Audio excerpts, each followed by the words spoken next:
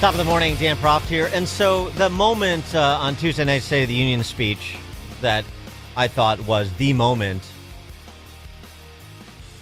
because it was a culmination of several other moments leading to it. And of course it was this. Nobody stands up. These people are crazy. I'm telling you, they're crazy. We're lucky we have a country. With people like this, Democrats are destroying our country, but we've stopped it just in the nick of time, didn't we? Yeah, and the only thing standing between them and you is me and my Republican friends. It was but that was a moment, as I said, of culmination, because it effectively began with this litmus test. If you agree with this statement, then stand up and show your support. The first duty of the American government is to protect American citizens, not illegal aliens. Right, and no Democrat stood up. Just on that piece of it, because it was one of several of the same kind, J.D. Vance had this to say. Well, I saw a couple of things, Bill. First of all, obviously, most Democrats didn't stand up or clap. And, what a shame that is. What a sad commentary that is on the Democratic Party, that the idea that the American government should stand for American citizens, not illegal aliens, that shouldn't be controversial, but apparently it was to the Democrats. But I will say, Bill, something that I saw that probably most TV viewers didn't see was really the cowardice, because there were a few Democrats who sort of politely clapped. They didn't want to stand up. I guess maybe they were worried about being primaried by the far left fringe of their party. But they were all looking around. They weren't actually saying, you know what, I'm going to stand and support this because this is a common sense, obvious statement. They were all looking around for cues from their colleagues because they didn't have the courage to stand on their own.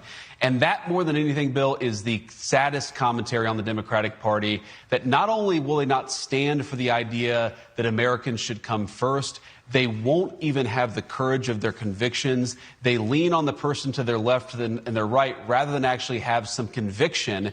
That is unfortunately what's true about Democrats in Washington today. Well, it's a collectivist operation, there's no question. And orthodoxy will be enforced. But the explanation, I should say, after the fact also shows the problem, which is they don't really have any cogent responses to the positions they're taking. So they lean back on making accusations that involve the isms and the phobias. Let me give you an example of what I mean. In response to that sort of litmus test question, the first duty of government is to protect the American citizens, not illegal immigrants. Question that Trump put to those in attendance was seen by Oregon Congresswoman Janelle Bynum thusly. What did you think about that moment when the president was asking Democrats to stand up for American citizens during that part of the speech when he was talking about immigration and immigration enforcement efforts? I think you can agree with the what, like standing up for American citizens, but I disagree with the how.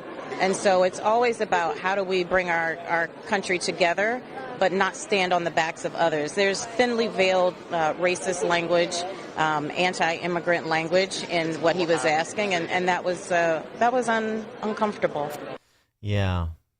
Thinly veiled racism. The first duty of government is to put Americans, which necessarily implicates a great diversity across every demographic of individuals in a country of 350 million people.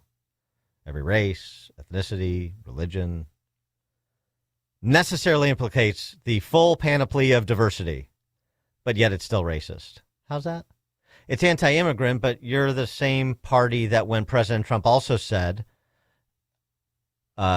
oppose illegal immigration and support legal immigration, you sat on your hands for support legal immigration too, which leads one to logically conclude the only thing you do support is open borders and general lawlessness. That's it.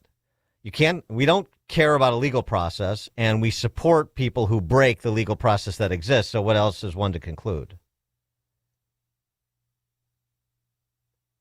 But it was one thing after the other where Trump framed essentially 80-20 or 90-10 issues that led up to these people are crazy sort of moment, his attempt to jujitsu the midterm election perspective and make it a referendum about the party out of power, which is very difficult for a party in power to do. But as I said yesterday and hit me during the speech, he did about as good a job as you can do, and it was by just walking them down one issue after the other. They won't stand in respect Irina Zrutska's mother weeping over her brutal murder. They won't stand for Delilah and her dad, the 5-year-old girl that was severely injured by an illegal immigrant illegally driving a truck, plowing into her and others on that California highway.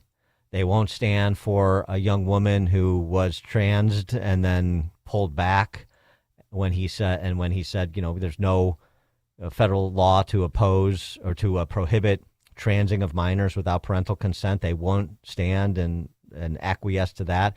And that's what prompted him to say these people are crazy. And it goes back to this piece that we talked about last week on the show by Alicia Nieves that was over in Compact Magazine explaining why that party cannot moderate. So don't expect any pivoting. Well, 80-20, 90-10 issues, doesn't matter. Alicia Nieves is a lawyer focused on immigration and national security issues. She writes from Chicago. Alicia, thanks for joining us. Appreciate it. Hey, thank you, Dan. Good morning. Good morning. So what was your reaction to sort of those moments and perhaps take them in totality as I was leading up to it during the State of the Union speech and the postmortem? And a good example was that Representative Bynum from Oregon just sort of leaning on everything that I disagree with is racist. Yeah, I think their conduct during the State of the Union, both during the State of the Union, not just those that were there who refused to stand up, but also, many of them didn't even attend. I think it encapsulates perfectly what's going on with the Democrats and their problems. I mean, they are so stuck in a very progressive, far left position. It almost feels like they're hostage themselves. That they can't even get out of that extreme left position. And so, yeah, I think it was not only those who didn't stand up, but you may have seen some of the clips of their own State of the Union address, yes. And it was just with the Portland Frog Brigade, that one. Yes, and it's very stomach turning actually to think that this is the opposing party, that they were just recently in control of the presidency and the entire Congress, and so the possibility of them coming back into power is just something that's very concerning because this is their position. They can't stand up for something so basic as saying that Americans should be protected over illegal aliens. And so in my article, I kind of talk a little bit about that. What are the structural issues that prevent Democrats from just going back to where they were just 10 years ago, right? I mean, Obama sounds conservative in his presidency than, where they are today. So, and I think Illinois is a really good example of these structural problems within the actual Democratic Party itself. It's interesting. When we went through your piece the other day on this show, mentioned, sort of an anecdote that you shared to illustrate this that I thought was a good one. You moved to Texas to run a state house race down there and just that experience. So it's two questions prompted by the anecdote that you shared. One is, I mean, are you a Democrat, or you consider yourself a moderate Democrat, or have you moved altogether? And then Go ahead. Sorry. Oh, I was going to say, yeah. I mean, I was a Democrat. I'm Hispanic. My family are union workers. This is, there's an assumption when you're just born into this. Also, Chicago politics are a part of that too. It's like, oh yeah, I'm a Democrat. And then, what I tell people now, especially most of my friends are Democrats, is, I don't know if I left the party. I think the party just left me, right? Mm-hmm. And I think a lot of people feel that way. I think there's a growing number of people who are like, I'm not necessarily just a trooper for GOP, but I can't be a part of a party that can't even allow for people to have differing views on whether children should be able to be mutilated by medicine and transition their gender. If they can't create moderate positions on that, what can they be trusted on in general? So this is what I see, and that's why I kind of stepped away from this. And I saw it up front, right? In my article, I talk about Representative Sean Theory. I saw the private battle that was happening with interest groups within the party who pressured her, right? Well, before we get to that, where did you grow up? I grew up in Northwest Indiana. Oh, okay. All right. But you're a Chicago resident now.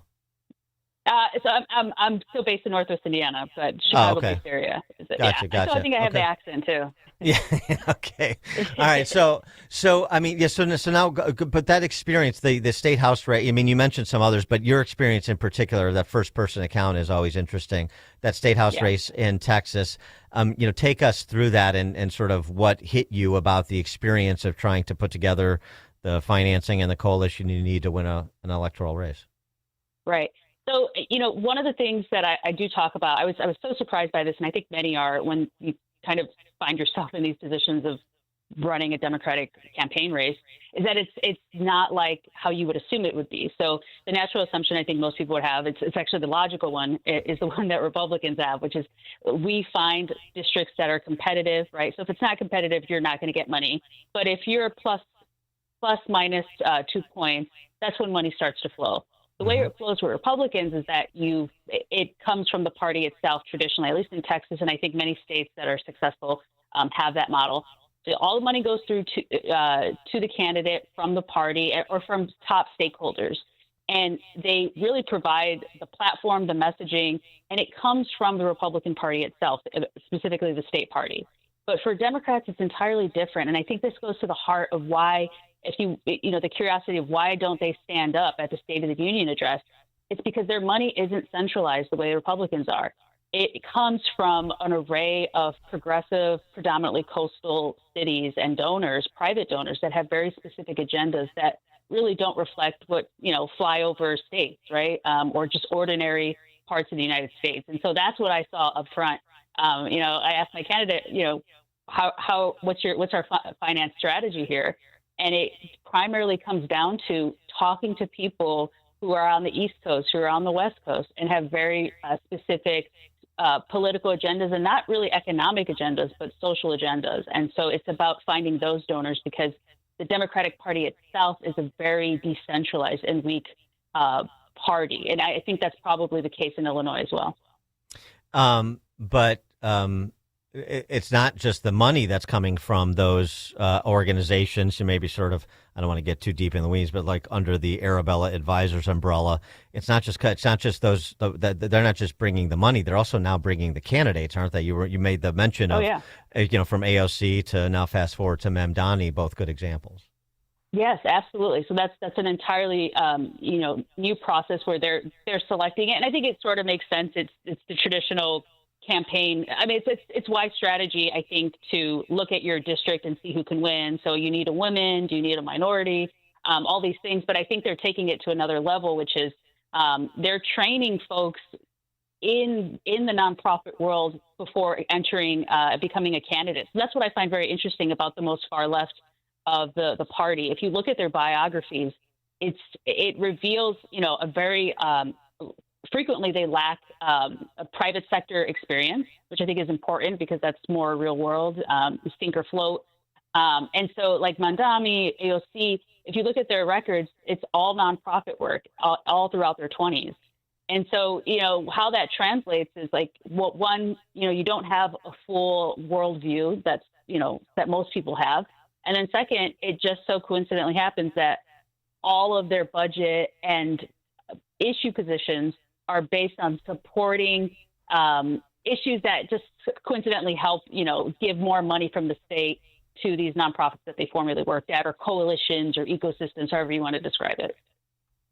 And so, those that are suggesting that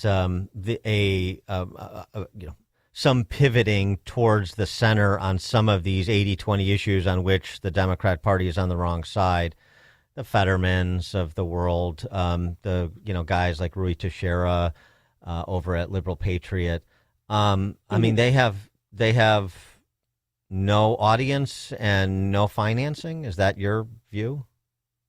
Yes, that's a huge aspect of it. I mean, I could, certainly they probably have some, money, especially at the Senate level. That becomes, a bit more. Everyone buys in because it's so consequential. But yeah, no, it is harder. It is absolutely harder. But I think that it's more difficult, and I experienced that, working as a campaign manager. It's harder because you actually have to get buy-in from the private sector of your district, right? And so it means, can you present? Do you have the social skills, right? That's the other thing. As they become more socialist, right, and it creates a bad feedback loop where you don't have candidates who are, I'm a private sector, but I believe in the Democratic Party, and I can go to the local Chamber of Commerce, right? Chamber of Commerce will, traditionally endorse Republicans, but they'll endorse Democrats too. It's just about whether you, believe in their positions. Can I get small business owners to donate to me? They're not doing that harder work, right? And so it's just, I think it's actually easier. There's a certain easiness in just going for progressive money. But it creates a bad feedback loop, right? Because they just become more powerful and entrenched within the local and state Democrat parties. Do you think that right now that that's what I would call neo-Marxist element is at its high watermark because they have sort of been buoyed by the fervor, the fervor of anti-Trump sentiment that they've been able to whip up. But once he leaves the scene, and even if, for example, J.D. Vance were to follow him, it's just not going to be the same, and they're not going to be able to generate the same currency from somebody who is more room temperature and perhaps less theatrical than Trump. And they're in for an awakening where they're not going to get away, particularly in, center-left districts or center-left states. They're not going to get away with having these people that are over the top like they are now in the Trump era. Yeah, I think that's a really good question. I mean, I've been telling people recently, I just talked to someone who's working in the Massachusetts state legislature who's Democrat, but also completely terrified of what was happening. Is, I told him, I'm like, you're young. I think you should, and, I was just telling him, don't assume that Democratic Party is going to exist and it can fail, right? There's an assumption, I think, that it's like a free market sort of place, political parties where bad ideas, if they fail, then new ones will emerge just naturally. But I think that there's a really a deep unknown, and it could be very possible that this party, it can be locked out of federal power for quite some time. And so there will need to be a transformation, but will it go towards moderation? I don't know. And I think I would say, take a look at what's happening in the Texas Senate primary for the Democratic Party. Tallarico versus Crockett. Jasmine Crockett. It looks like she may win. The data is very very much in her favor, and I think that who she is and what her campaign strategy looks like, how it looks, that could be how the Democratic Party will look. That is their version of populism, and it's not the same thing as President Trump's, which is, we're going to break through from the GOP standards and just usher in all of these pretty sound and, very organized policies and implement them, right, with a whole, group of people who are very competent. I think you're going to see a kind of populism emerge that is illiberal. It actually lacks ideology altogether. And actually that might be the best outcome for the Democrats. That's also feasible. It's this sort of populism without any substance. And so I say take a look at her. I think that's the future of the party. Well, yeah, right. I mean, she's definitely lacking in substance. But yeah, the best outcome would be, populism that is non-ideological. But that's a stone's throw from a sort of populism that is ideological in the way that the Reign of Terror was too. Right. So, yeah.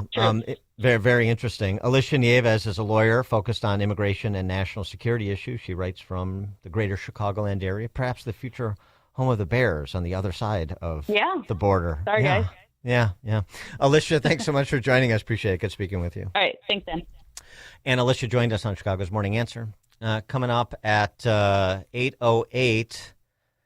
Yeah, I think it's time for another installment of Why Dan Proft is Single. Have you heard of this new phenomenon in the dating scene?